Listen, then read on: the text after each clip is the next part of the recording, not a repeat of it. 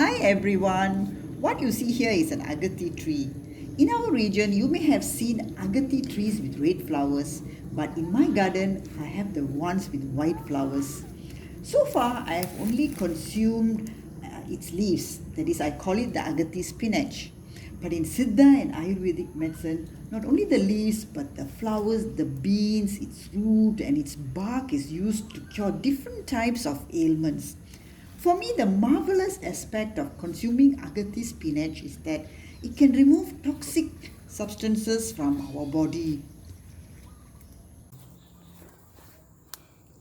It's very difficult nowadays to prevent harmful substances from entering our body. I'm not only talking about the pollution from the streets. Look at our lifestyle and our present day society. Even in our homes, we are using chemically based air fresheners, we're using detergents, we're using creams directly onto our skin that enters our bloodstream and contaminates it. Well, even the food that we eat is grown with chemical fertilizers and pesticides that harm us over a period of time. As we become more and more modernized and we want to make our lives easier, it is very difficult for us to avoid these harmful substances from entering our body. Wouldn't it be nice if we can have eat something that can remove these toxins on a regular basis? Actually, nature has provided us with such items and it has been traditionally used successfully. The Agathi tree is a gift from nature. Its leaves and flowers have the potency to remove harmful substances accumulated in our bodies through our diet and from the environment. In English, this tree is called the hummingbird tree. Just look at the flowers. Doesn't it resemble the shape of a hummingbird? In fact, for those wanting to stop smoking, cooking and eating the flowers can remove the deposits of nicotine.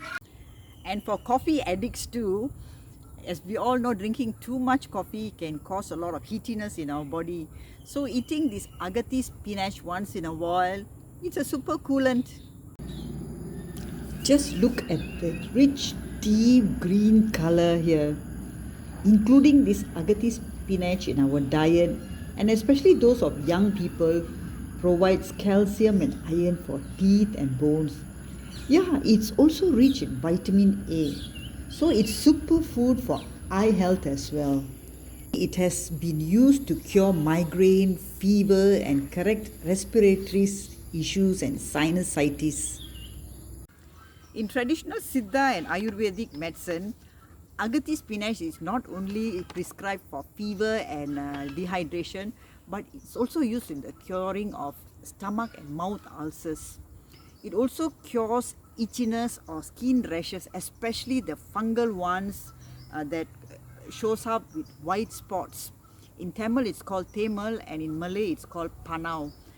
Taking the juice of these leaves and rubbing it on your skin for about a week will make the spots disappear. For those of us who were children in the 60s and 70s, if you remember, we used to run around barefooted on the grass and play in the mud. Those were the times my mother used to stir fry Agathi leaves with grated coconut, and we used to eat it with our meals to prevent worm infestation. Look, I have planted two Agathi trees in this area. They are both just 5 months old. But look at the height of this tree and how fast it has grown. They can actually grow up to a height of 40 feet. Next to it, I've planted a betel leaf vine, and right now they are being supported by wooden pillars. As soon as the creepers or the vine grows longer, I'm going to entwine the creeper to the nearest Agathi tree. It looks like Agathi trees are friendly, supportive, and sociable in nature. Its trunk facilitates the growing of creeper plants. So later I'm planning to grow pepper vine on this tree. Just look at the pattern and the rich beautiful green color of this bunch of Agathi spinach. Not only that, the Agathi is also a very generous plant. Its roots give out lots of nitrogen to the soil and also to the roots of the other plants in its vicinity. So you see, it's supporting the mango, the moringa, the banana, and even I have papaya and soursop here, which I have not fertilized for a very long time. But they all seem to be growing with the help of the Agathi tree. You can call it a friendly, helpful neighbor. The Agathi leaves or Agathi spinach can be quite bitter.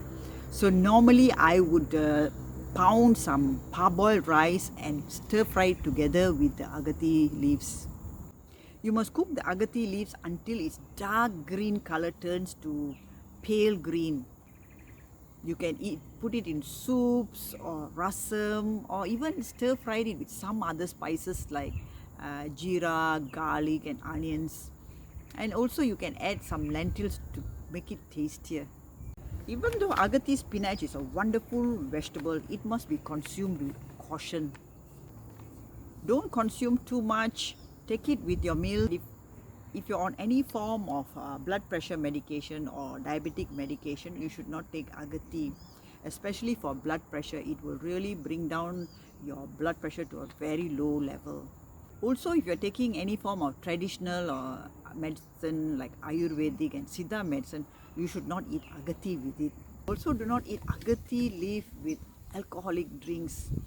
It can have disastrous consequences. And also, do not eat Agathi leaves when you're eating chicken. So where can you get Agathi? Actually, it's an indigenous plant of our country. You can find it in night markets, wet markets and Indian grocery stores. Best to grow it if you have a little space in your garden. It only grows tall, it doesn't grow much sideways. So it doesn't take up so much of space. Moreover, it not only nurtures you, but also nurtures all the other plants in your garden.